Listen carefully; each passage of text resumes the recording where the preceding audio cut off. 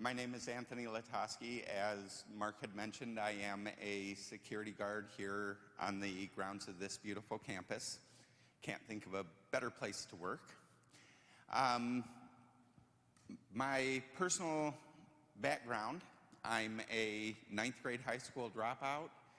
In 1986, I joined the military. I served in the military for 6.5 years. I got to go over to Kuwait and Iraq during the initial Operation Desert Shield and Desert Storm, and there were a couple of experiences that I had over there that I was very frightened for my life. And got out of the military in 1993.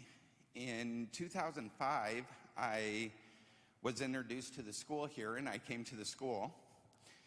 Was very impressed by all of the knowledge that was presented here at the school in such a format that it was simple for this 9th grade high school dropout to comprehend and understand everything that was being taught. And so December of 2005, I moved up here. In late February of 2006, I went down to Los Angeles for a little while, and there was a Monday down there where I had experienced a severe pain in my chest and back.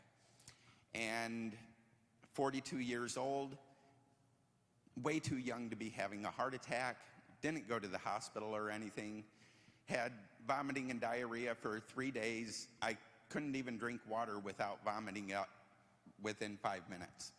And after the 3 days, which throughout that 3 days, I was using the focus disciplines that I learned here at the school for being physically healthy. And after those 3 days, I was feeling better. On that Saturday, I flew back up here to Yelm, and on the following Wednesday, my right leg was severely painful, so I went to the emergency room, and that was when they let me know that I had had a heart attack. They could not tell me when I had the heart attack, but I did have a heart attack. And I knew that it was 10 days earlier when I was in Los Angeles. And so they let me know that I had 100% blockage on a major artery on the outside of my chest, and that they would need to place stents in the artery to open it up and allow the blood flow through it again. And after they placed the stents, they took me in and removed a blood clot out of my right leg just below the knee.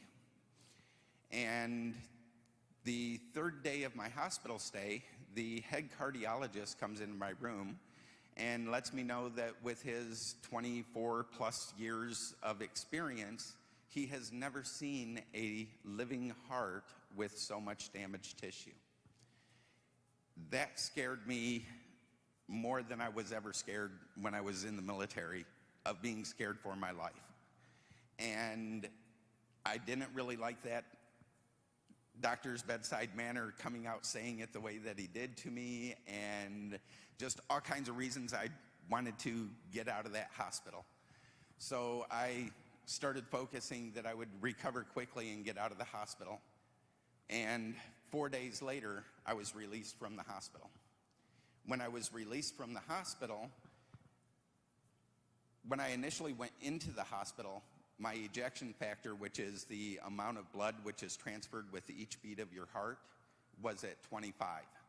And a normal, healthy heart is around 65. After they placed the stents, and when I was released from the hospital, my ejection factor was at 35. So when I got out of the hospital, they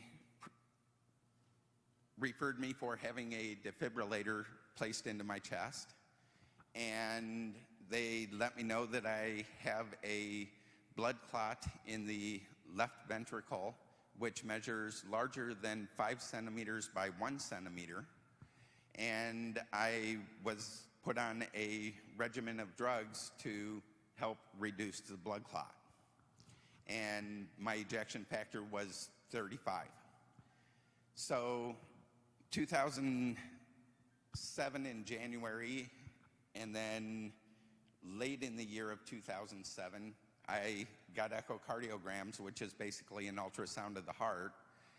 And in the echocardiograms 2007 and 2008, the blood clot was still there, measuring larger than 5 centimeters by 1 centimeter, and the ejection factor remained at 35. And I'd been going to the school for a few years and decided I wanted to test the teachings just up on myself to see if this really works. And I started to focus on increasing the ejection factor in my heart. And 2009, the echocardiogram, the results showed that my ejection factor increased to 45. My doctor said nothing to me of this at that time. And the echocardiogram also showed that the clot was a little bit smaller. And he did mention that.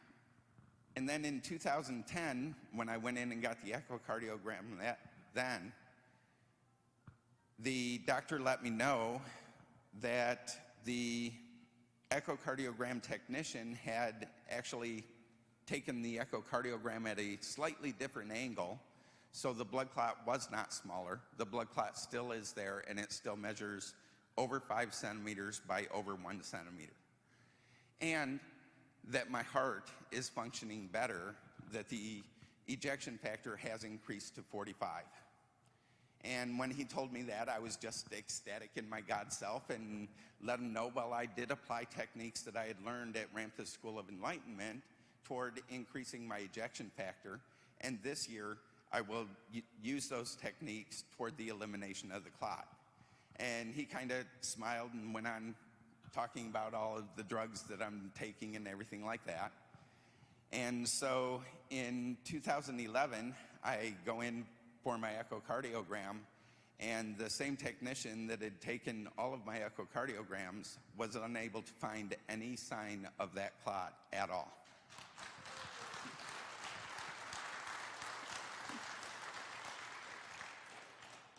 And since then, I have not gotten another echocardiogram. They say the clot's gone, I don't need one, and it's the military, so it's like trying to pull teeth to get anything done with them anyways, so I just accept that, and I'm knowing anyways that my heart is healthy. And also throughout this last event, I had 3 trips to the casino. The first trip, I lost $65 rather quickly and walked out of the door and applied the techniques and regained my focus and returned to the casino about an hour and a half later. And that time when I left the casino, I had not only recovered the $60 I'd lost earlier, but I had $790 of profits in my pocket. And on the third trip to the casino, I left with $583 of profit.